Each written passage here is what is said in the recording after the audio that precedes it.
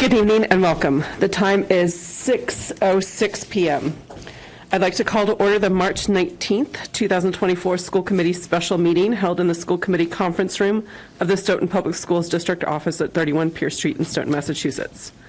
This meeting is being recorded by SMAC for future broadcasting. We have a quorum present, so let's begin. Can I have a motion to open the special meeting? So moved. Oh, motion was made by Chris. A second? Second. Seconded by Lindsay. It's been moved. The motion's been moved and seconded. A roll call vote. Lindsay? Aye. Aye. Fabian? Aye. And Chris? Aye. All right. The motion is carried 5-0. Please rise if you are able for the Pledge of Allegiance. I pledge allegiance to the flag of the United States of America and to the republic for which it stands, one nation, under God, indivisible, with liberty and justice for all.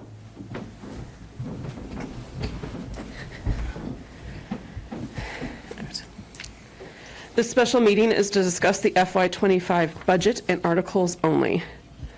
Just a little bit of background, our budget is experiencing a number of pressure points relating to an expanding overall enrollment and an increased number of special education students and multilingual or English language learners. These numbers have been growing the past few years, but the doubling of our ELL population since January 2022 is especially notable.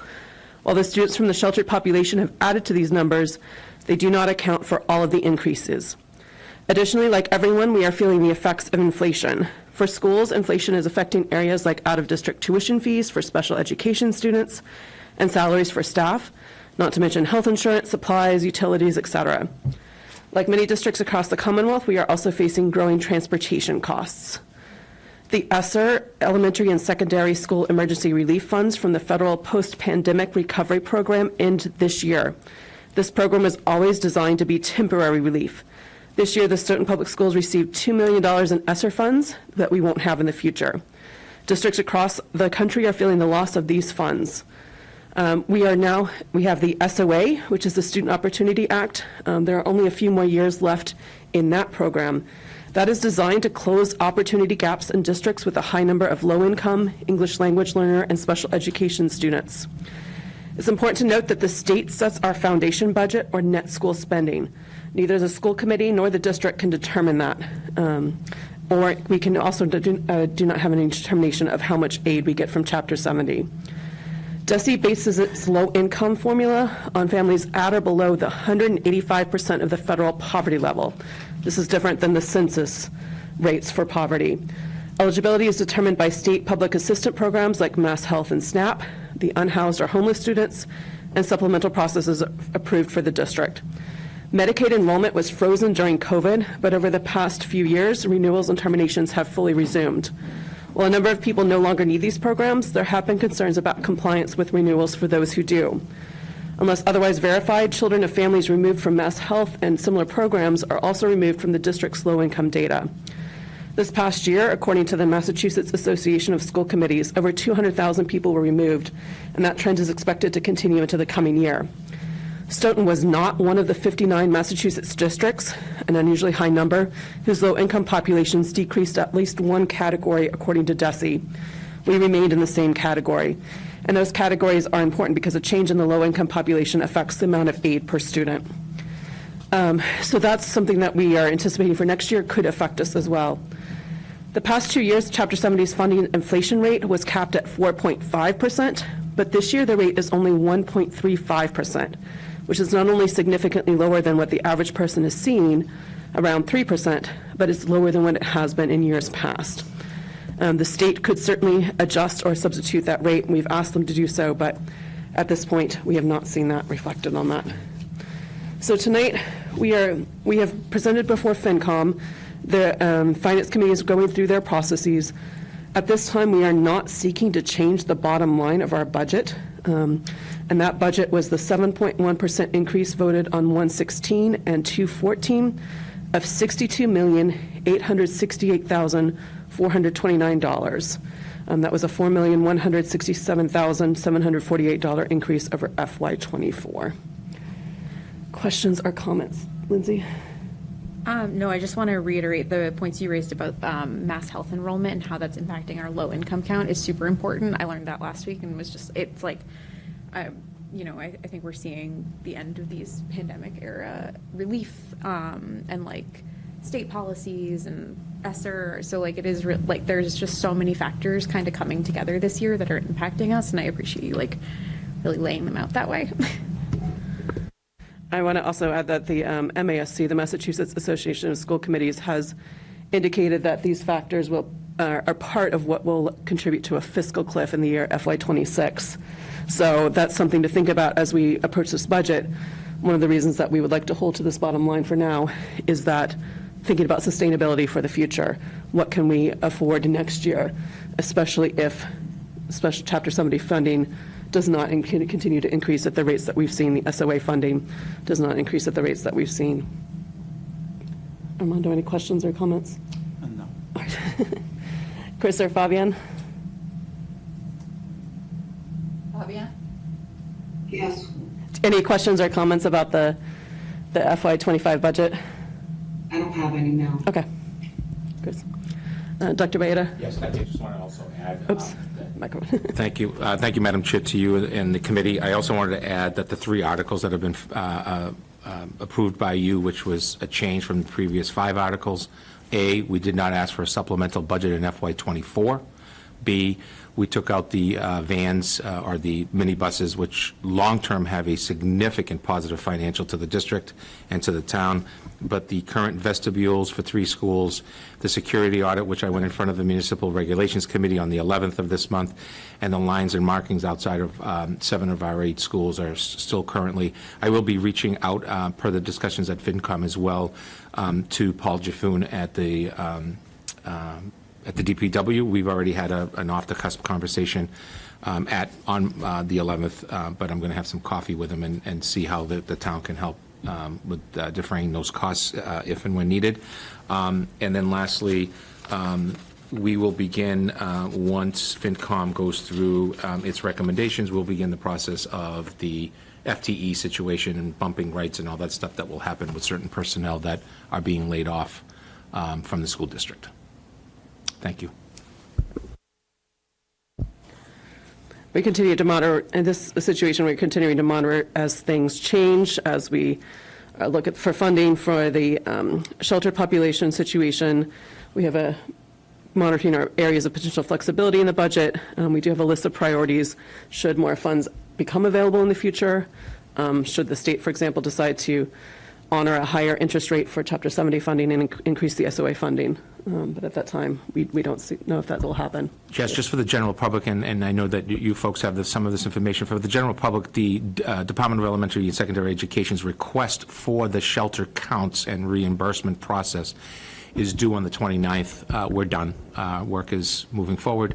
Just wanted you to know, because we should know, hopefully by town meeting, what kind of funds are coming in for a second payment on top of the 43 and any of the grants, and then the last payments, which will not happen until the earliest July into August. Yes, Armando. Do we have, I was just wondering if we have any foresight or ability to estimate any possibilities for grants in particular? Yeah, so in terms of the in terms of the shelter, or in terms of just anything and everything? Anything and everything. Yeah, so what will happen is, I think you were all on an email today, or some of you. I think, Lindsay, you were on an email from Senator Markey's office around federal funding, because they do all of that. The problem with those fundings is that the likelihood of them coming in around July 1st or for the summertime are very slim, right? The federal government goes into a longer process of passing bills and so on. They just got the president's recommendations, then you got the House that goes through it, you got the Senate that goes through it, then they have compromise committees like we do at the state level. The process of that getting done until after the election is probably slim to none.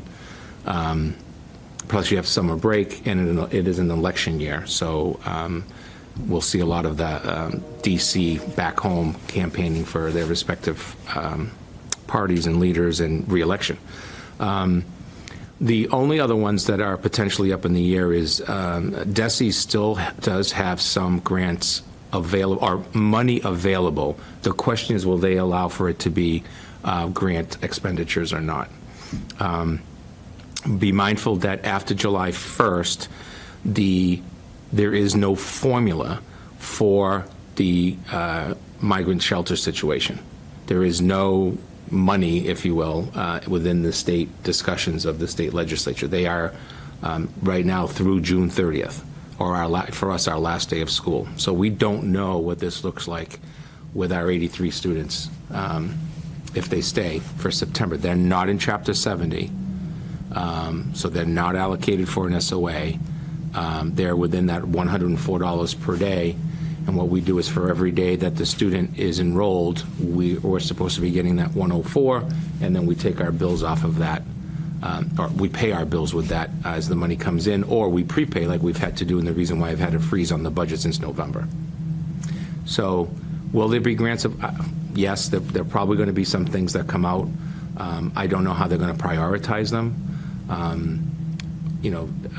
Being a town that's trying to get through all of this, we would hope that we would get some priority. We're not hearing about any further consolidation within the state, but be mindful that the fact is that the contracts are until December of this year. Now, if the state decides to extend them or whatever, we won't know that for a while. We're being told that there's potential families without children that could move into the area because they don't want to impact Stoughton any further with the school department, but there's still an impact on service delivery for the town. And then last, and this is just literally in the last few weeks, everything to do with support in this area is coming to a financial block, if you will, or wall, in terms of where does the money come from. I'm sure there'll be plenty of federal legislation that is filed from everybody and anybody, but that doesn't mean it's coming. So that means whatever the rainy day account has in Massachusetts, you're either accounting for it in your budgets or you're going into the rainy day account, or the state stabilization account. They call it the rainy day. If they were to put the students into Chapter 70, then the allocation would go through that process. And for Stoughton's numbers, it would probably increase our money that would be getting in because they are considered homeless. Be mindful also that we have students that are homeless in shelters through DCF, house burnt, family situation, and they're under the custody, and that requires a cost through McKinney-Vento because we split the cost for travel. From where the student was going to school and is living, there's a split of the cost that happens. And that bill is running 6 figures so far. And then any grants, to your question, for transportation through Mr. Ford's office, Mr. Colantonio's office, we've been just, every time something comes up, we just file it, and we file for the top number. And sometimes the number is 175, and if they say we're going to get 79, we say thank you, and because we need to pay that bill. Without continuing to hit the 24 budget. So the concern for the fiscal cliff for everybody becomes two parts. A, you have this huge inflation question that's taking place within cost. Two, like every other public entity, police and fire, schools are the same thing in terms of finding employees. So you're paying more. We're not coming out of Bridgewater State to be a history teacher like we used to in my day. It's just not, it's not happening. So we're out there trying to promote and so on. We will have positions that we have retirees that we need to backfill. If we don't need to backfill, we won't.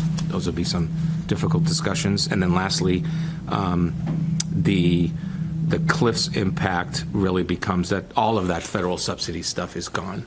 It's got to be, in almost 100% of the cases, it's got to be taken care of, paid for by September of '24. If they stick to that date and they don't roll it over. That's what the federal law is currently. So in our particular case, we did use a significant, thanks to the vote of the school committee, this was prior to my attending, to being here as superintendent, but some really good decisions about ESSER funds were also used for things like the HVAC systems and air conditioning at one of our elementary schools, the Dunn, and in the home plate right now, most of the Gibbons School. So two of our elementary schools, which is a very positive thing because of summer programming. in terms of ESY, extended school year, which is required under IDEA for students on an IEP who have that in their IEP. Never mind any other programs that we potentially run either through grants or through pay to attend in some way, shape, or form. Just follow-up question. From my understanding, and I don't know if you'll have any answer to this, but years ago, the federal government talked about the infrastructure bill, and some of the political candidates are still going around saying this money is available for communities. Is that something that just comes through the state, as you were talking about, through those grants, or is it something that comes in a different direction? We must seek it some other way? Yeah, so one of the ways that we do seek that is we actually have I forget the title now, but some type of a consultant that works for the town side and our side around any type of utility upgrades and efficiency through grants and supports that come from those funds. And some of those funds are still available. They've become very competitive because you're down to the pennies.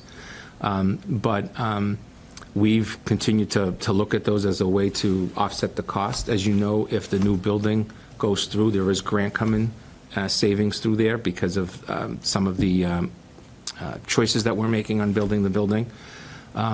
But those monies are all dwindling. It'll be probably decades before schools see that type of money coming forward again. The big one now that they're talking about continues to be the federal transportation because of the highways and the conditions that they're in, more so than public, I should just say buildings, not even public buildings. At least that's what we see. But there's always earmarks that take place, like them or not, but that gets tighter as well. And we don't call them earmarks anymore. I think they call them something else because that was a bad word.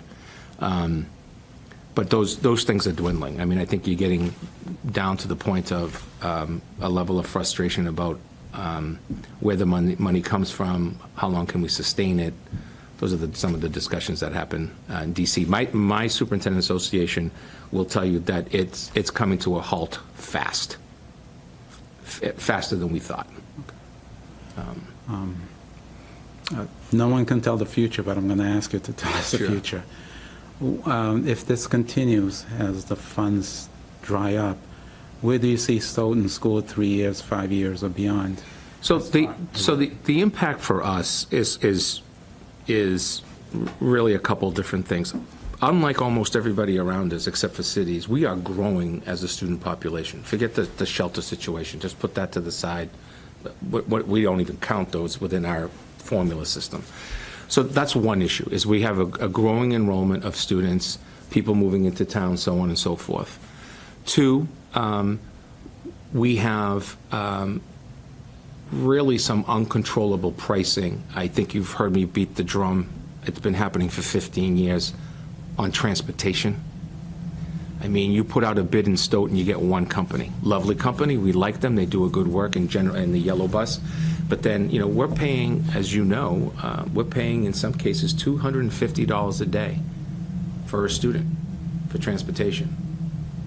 It's mind-boggling to hear that number when you multiply that by probably more than 180 days of schooling if they need those specialized services. And we have a responsibility under the law to do it. So here's the push. The push is going to be, and many communities have started to go through this, the push is going to be the mandated requirements within education and the needs of all populations will start to clash. In other words, you have to pay for special ed, you have to pay for ELL. Where do you take it if you don't have the money? Your class sizes go up. When your class sizes go up, you'll also see that special ed services go up. They just go hand in hand. So you go back to the days of 28 and 30 kids in classrooms. In our case, not a good idea. But that's where the rubber meets the road in terms of now how do you have students meeting those needs. We have at least 90% of our students reading at grade level by grade 3. That's a goal of ours that we put forward starting in 2026. We've just, we don't have the interventionists right now, right? Our class sizes are going to be bigger for next year. They're going to be bigger regardless of the shelter because our projection is that we have more bodies coming. And then lastly, the resources that go with that. So if you need engagement and enrichment versus engagement and remediation. Those are two different plans of attack that take place with kids, either within the school day or outside of the school day, at cost or no cost. So over time, you start to really have these really difficult, I had this discussion in my last district. It's a difficult conversation. It gets people very upset because you have a mandate and a requirement, rightfully so, of a student's needs as a student in their academic and or emotional and or physical needs. And then you also have a student who doesn't need that. They need their classroom, and the classroom sizes are going up. And it becomes a very, very difficult conversation. And so that's when you start to hear about a lot of communities, that's when they start to talk about tax overrides. And that doesn't go well, right, in terms of conversations. That divides communities. We have more communities right now, and Madam Chair, you announced it just the other day, we have more communities right now going out for tax overrides than we've seen in a long time. I'm not suggesting anything, I'm just saying they're out there. They're happening in many different communities. And they're not for $1 million. They're for $3, $4, $5, $6 million. And in many cases, not even for town and schools, just for schools. So the discussions at some point in Stoughton will have to happen. We're not there. We don't want to paint a negative Nelly, school year for the rest of this year or next year. But we'll start to see further and further crunches. And the question is always going to be, where does the money come from, right? And that's the question. And then lastly, and more importantly, you can cut staff, but you get to a certain point that you just can't cut anymore. And so what happens is your fee discussions are right back in place. I worked in the community really quick. I worked in the community as the principal, and then became the superintendent. They eliminated busing 7 to 12. You could walk or be driven to school. There was no busing 7 to 12. They did that for 12 years. That's a long time. And it caused a lot of issues. Talk about late to school, absenteeism through the roof. Believe it or not, biggest issue that we had was dropout rate. We just saw graduation rates and dropout rates drop because, quote, I'm 2 miles away and there's no bus. That's an extreme situation, but I lived it, and then finally we were able to come out of it. But we haven't had those discussions in Stoughton, and hopefully we never do. But for those of us that have had those discussions, they really do put people against each other in terms of the final say in things. On the other end, if I may, since I like always to be positive, on the other end, we are doing some really good things, and I think, especially during the budget season, we have a tendency to, the he and ha, the whole process that takes place. Stoughton has a very unique process that the budgets are due by December 31st without ever knowing anything from the state. I would hope someday that some smart people have a discussion about that. Maybe down the road to try to see what do your numbers look like before you actually start dividing up the situation. But as a former town meeting member, I used to say that all the time, and it didn't go anywhere. But there are a lot of really good things that are happening with our kids in terms of success, in terms of where they're going to college, work placement, the military. I mean, we're still one of the communities that sends a lot of kids into the military every year. By choice, they want to go. So we have to spend some more time on the positive during budget season as well and balance the conversation. It's not just negative. There's a lot of positive. Okay. Sticking with the positive theme, sort of. You remind me of the old expression, pay me now or pay me later, when it relates to buses. And I was wondering if it's possible or to consider with the issues with the buses, the couple of small buses you recommended, would it possible to talk to the municipal side on the recreation, whether they always talk about share costing. We can share the cost of the bus, and perhaps when the schools are not using the buses, the recreation department can use it to take the kids to appropriate playgrounds and so on, especially during the summer when we don't need the buses. And it keeps the kids off the dangerous streets because we don't have sidewalks and that every Some time. areas.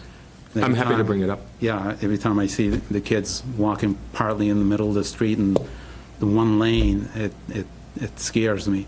And something like this, if we can share the cost with them, we may be able to get the bus and make sure that keep kids safe.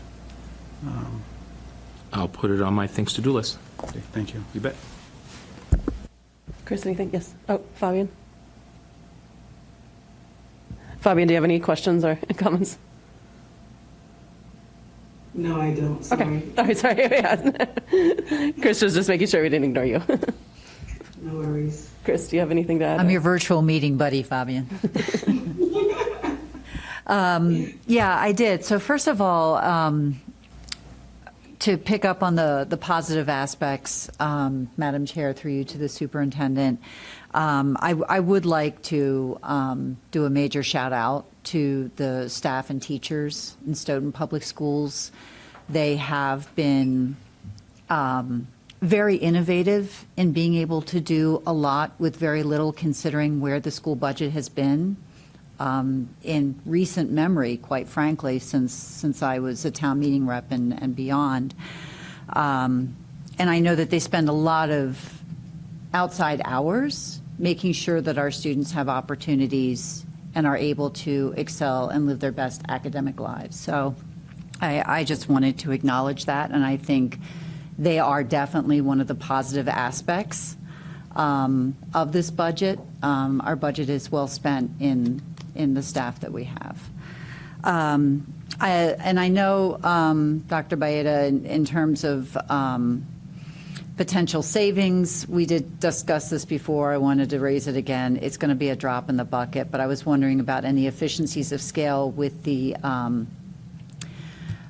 warrants that we just signed, in terms of being able to once again partner with the town on if they have any lots that may need marking, or if they have any vestibules or security upgrades that they also need to do. If there's, if a contractor would give us a discount rate for additional business, it's something.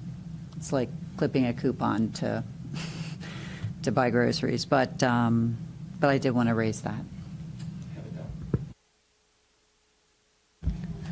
Lindsay? Yeah, just a couple quick questions I was thinking of. So we also, I know we were talking about looking for, or the potential for grants and some federal assistance, but like not sure on the timing there. I know we did also put a request into our state senator, right? Do you mind speaking to that a little bit, just to share, like we have asked for it, obviously nothing's guaranteed, but like want to make sure we're doing our due diligence. Right, so we did ask, and I don't have the list in front of me, but off the top of my head, we did speak to Senator Timilty's office, and then also CC the representatives on the issues of the inflation rate being so off, and the cause that it's causing. We had some comments that Mr. Barboza shared with me, that I shared with them around summer programming, food services.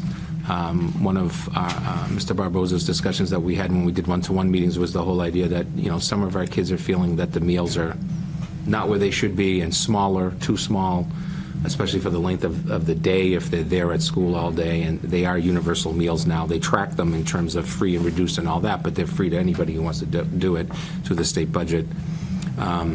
Trying to think of some of the other ones that we put on The there. articles, right?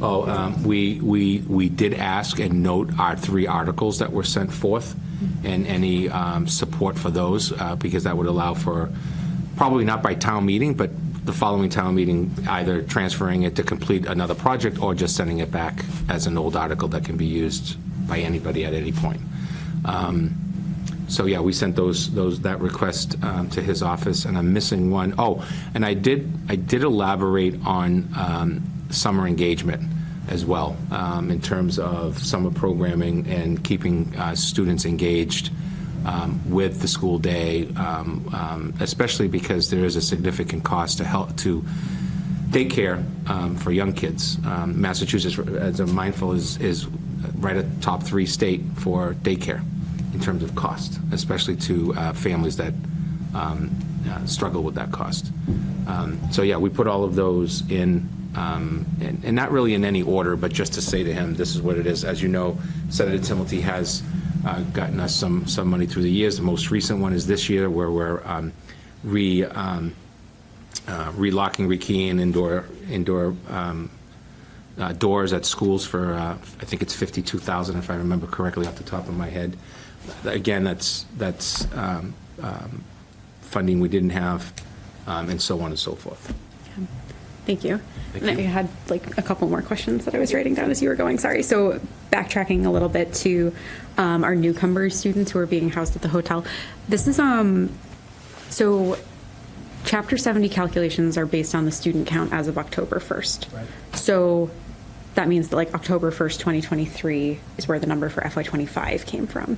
So yes. Yeah. Okay. So if those students are still being housed in Stoughton as of October 1st, 2024, will they then be calculated for FY26? Like, does that, Right. So I know they're not included in this year when we really need it, but like, Right. will they count in the future? So Mr. Ford and I have had this discussion on the side, because that is typically what happens with any other student situation where they're homeless. Right now, that is not part of the formula. The Gotcha. migrant Okay. sheltered students are not part of the formula. They are a separate line item for this year and a questionable line item for next year. So is the state like explicitly ruled it out, or is it just sort of Currently, ambiguous? yes. Okay, Yeah. okay, Now, thank you. To be mindful, that doesn't mean they won't change it. It just means that I think part of the concern is that there can be some, here's the word again, fluid movement of people in shelter. So there's this, tendency to say, well, you had 80 on October 1st, but it looks like your March 1st numbers, which is just a recouping, says that there's 53, so you have some, quote, extra cash for next year. But yeah, the funding formula does not include the migrant sheltered population. Okay, thank you. And it seems like it won't in the future. I sit on the legislative committee for my association representing the South Shore, and we've had a lot of discussions with legislators, and they're just, right now, they're just tackling other things. That's not being tackled. Okay.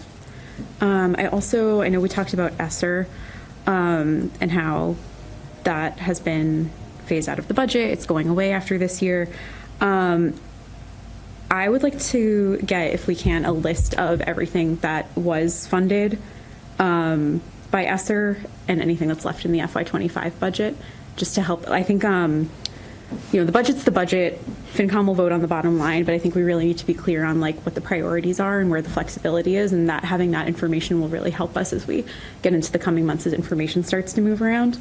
The other request I'd make there too is, obviously this is a really tough conversation, but would want to think about like, as we think about knowing where our flexibility is, and knowing how we can make some hard decisions if we need to, as we have our priorities on one side, but I'd also like to have an understanding of where there might be any like flexibility as we look at administrative leadership in the district too. I know it's obviously tough, but want to make sure we're like understanding where the flexibility is before we start impacting students if we have to make those decisions in the coming months. So the biggest thing that I wouldn't go after with leadership would be at the school level, because I think we already have a problem there in terms of the original budget that I presented that wasn't liked in terms of managing a school versus leading a school based on the chronic issues that we see. We're going to continue to be a chronic absenteeism district of kids not coming to school for this current school year, as you know. So, but yes, I am absolutely, we'll put together a list, and then we would ask administratively how to prioritize that list. It really comes down to how much money do you want to take out of whatever line? 300,000, 400,000, 500,000. If you're taking 650,000, actually, if you're taking above 400,000, then you're hitting the classroom. You don't have a choice, because it's either that or you're eliminating an administrator at the building level, which right now, in what we see with student issues, I would not recommend. It's your call. The end result of budgets is the town can give the town of Stoughton's public schools $1 for next year, and we will open. It's not going to be fun. There'll be plenty of layoffs, but that is what it is. I would just recoup, being a resident and a former town meeting rep, what has happened to a few nearby communities that at one point were considered quite wealthy communities, and today struggle with their public school system and safety and so on and so forth. But yeah, and we have a number of situations of restructuring that we can take a look at, but there's going to be some hurt in that, right? Who does grants? Who goes after the grants? What does, and we have to explicitly really take a look and say, what are we willing to give up, in terms of the school district, either at the top, to the side, or wherever the case may be. That's what happens when you have to make difficult, if you're $2 million next year, you're looking at all personnel. You're not looking at a single line item, and you're looking at fees all over the place. You're looking at personnel, whatever that may be. You can cut as many administrators as you want, but you're cutting teachers as well. And then you're going to get into that difficult conversation. Yeah. And that's part of the problem. Right, and it's not a conversation we necessarily No. want to have, but I think this is just a step to making Yeah. sure we have all the information so we can continue the conversation and have it be really big picture. And I know this actually, sorry, I meant to bring this up earlier too, but you mentioned surrounding communities, and I just want to say to Catherine, to your points earlier, around the stuff that is going on, in terms of context for Chapter 70, for ESSER, for inflation, for teacher contracts, we're not the only community facing this too, and I feel like that's just important to note here. This is, Right. I know that's not what you were saying No, exactly, no. but this is certainly something that a lot of communities are bumping into. Yeah, and one of the things that is important is be mindful that we have a number of unions and then non-union personnel. So when you announce a position of a non-union personnel, it's very public. When you do it via a union, it's bumping rights. It's looking at last person in, it's looking at credentials. You're not doing that administratively either. You're basically announcing that you're cutting a department or whatever, which is fine, but it's much more public than bumping a teacher because of the rights and rules that they have, or a paraprofessional, or a custodian, or an admin assistant. But yes, we can start planning for those things for fiscal 25 or fiscal 26, whatever the committee chooses. Thank you for bet. putting it together. I want to piggybacking on the point, it's not just a Massachusetts issue with the right to shelter that I used to live in Vermont, and looking at Vermont, a lot of the town meetings are currently voting down double-digit tax increases because they don't have Proposition 2.5, they don't have Chapter 70, but communities are asking for 19, 29, 39% property tax increase. That's not on the table for us. We're not looking at that. But it's a real issue throughout the country with the loss of the ESSER funds, because if the money's not there, you can't pay people out of it. And we've had a conservative budget history. Traditionally, that speaks to your point that teachers are great at doing a lot with a little, because we've been very conservative for a reason. We know that that's what this town can afford. But certainly we don't want to get to the point where we've crossed over that line where we can't afford anything. So all things to keep in mind as we move forward, that we still have to build for next year, but next year is not looking super rosy. So it's going to be these difficult discussions are going to have to continue as we have 3 unions that we're negotiating with this coming year. Certainly something to be very mindful of as we move forward and think about what our budget looks like in FY26. Any other, Chris? Thank you. Just one more point. Through you to the superintendent, I don't know if you want to speak to the plans, or if you'd like to speak regarding the plans of the school committee to look at budgeting more than just during budget season, when there's a sense of very high stakes, so that we can be more intentional and less reactive. Do you want to either one of you? This was a proposal that you brought forward, was, yeah, Dina. How convenient. Yes. I can speak to it. Yes.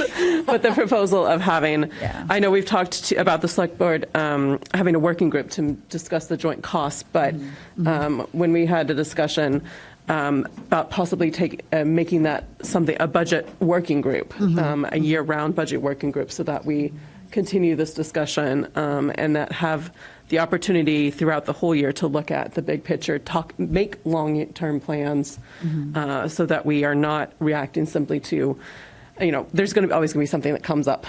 Fortunately, we hope it won't ever be a pandemic again, but, some of these plans like the ESSER funds going away, or any other programs that are ending, that we have plans to work that into the budget or work it out of the budget. I don't know if you want to speak more to that, Chris. Or in terms of forecasting, as Dr. Bayet alluded to, in terms of the state fiscal cliff, if we're buying textbooks, for example, we might want to work that in prior to that fiscal cliff to ensure that, we don't have that cost looming over us in addition to fiscal cliffs. It's a working group that meets on a regular basis also gives us a chance to hear directly from staff and building administrators in regards to their priorities and where there might be room and where an innovation might create efficiencies of scale or might end up or result in cost savings down the road, like the minibuses that you keep talking about, Superintendent. Identifying those opportunities as well to figure out when and how and where to best invest our money to ensure that we are proactively planning in a sustainable manner. Dr. Beda, do you want to add anything to that? Or? Yeah, I do think, in my short time here, that based on process, that going to Ms. Shannon's comments, I think it's important. It takes a little bit more time, but what it does is it allows you to get a little bit more into the weeds of what's a must-have and what's a nice-to-have. But it also, unfortunately, within the public sphere, can also create some special interest of who shows up to meetings and so on and so forth.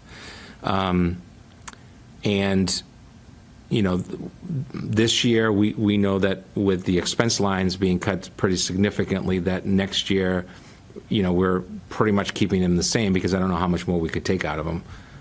But we might have to make those decisions. I'd rather have a budget process start in late September with weekly meetings of a working group.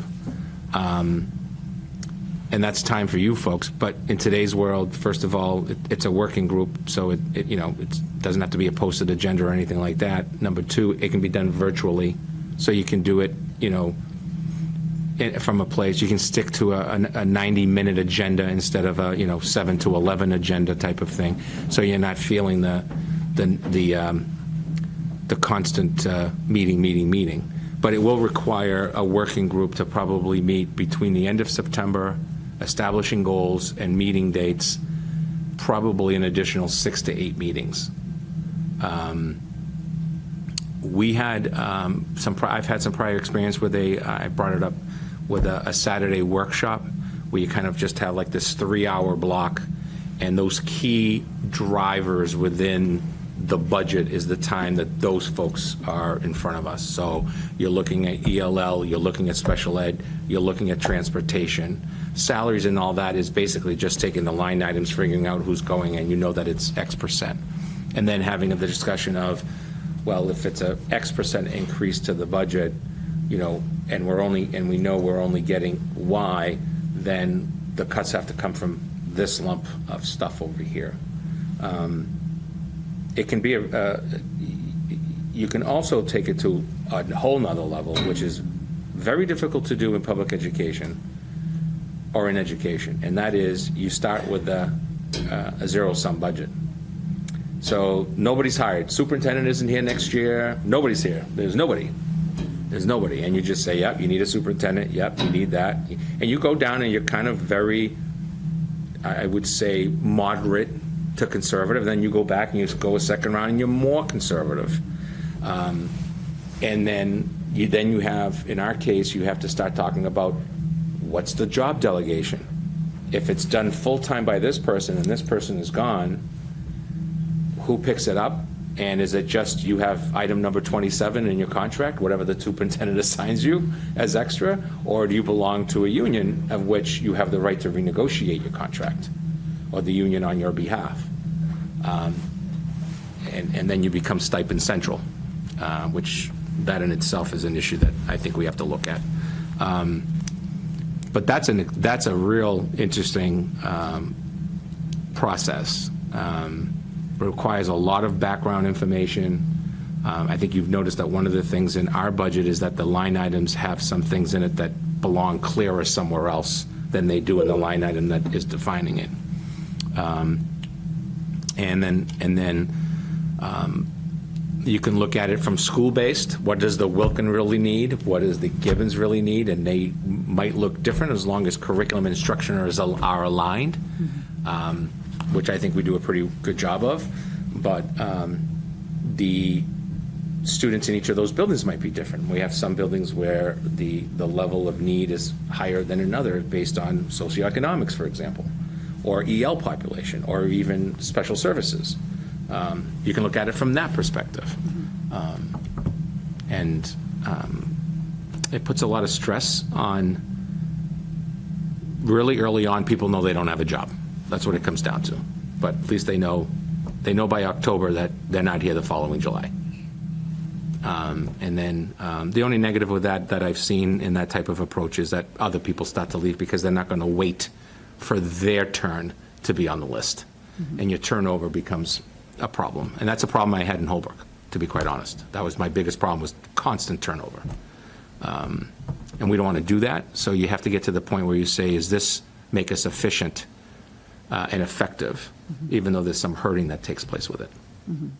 Zero-based budgeting is something I've raised before with the school committee, and something I would be interested in exploring, and better understanding the pros and cons. I have gone through that process myself. It can be very helpful in identifying legacy costs, and identifying opportunities to innovate for efficiency that otherwise might not be considered during the budgeting process. But it is very time-consuming and requires incredible attention to detail. Yeah, I have seen, and I agree with you 100%. One of the things that I've seen is to really do it from the biggest pressure points that you have. So salary, special education, ELL, transportation. You look at those 4 items potentially first, or you look at them at last, or you only look at one this year, and next year you're really looking at the next one. So you're doing it over time, and not just because, as I think we all know, the moment you lose a position, it's very difficult in public education to get the position back. It's that simple. So, good conversation. Yeah, we'll talk more about that later. Any more comments on FY25? Certainly, okay. Okay, Armando. A good education is expensive. That's what we're saying here. If Stoughton wants a good education, it costs. If you want a mediocre education, you pay less. Unfortunately, all of us have to make that decision. I'd like to ask everyone to support the schools and support the kids and provide them with the best education possible. That's it. Thank you, Armando. Yes, I agree. And when we ask for our budget of $62,868,429, we're asking for that full amount, not a penny less, because we need all of it. The kids deserve all of it. And this budget has a lot for the kids. And we will continue to fight for the kids and make sure that they receive what they need to have the best education that they can have through Stoughton. If there are no other comments, I would like to announce that our next regularly scheduled meeting right now is Tuesday, April 9th at 7 p.m. here in the conference room. Can I have a motion to adjourn? So moved. A motion was made by Chris. A second? Second. Seconded by Lindsay. It's been moved and seconded. Roll call vote. Aye. Aye. Aye. Fabian? Aye. All right. The motion is carried 5-0. This meeting is adjourned at 6:54 p.m. Thank you all for coming, and good night.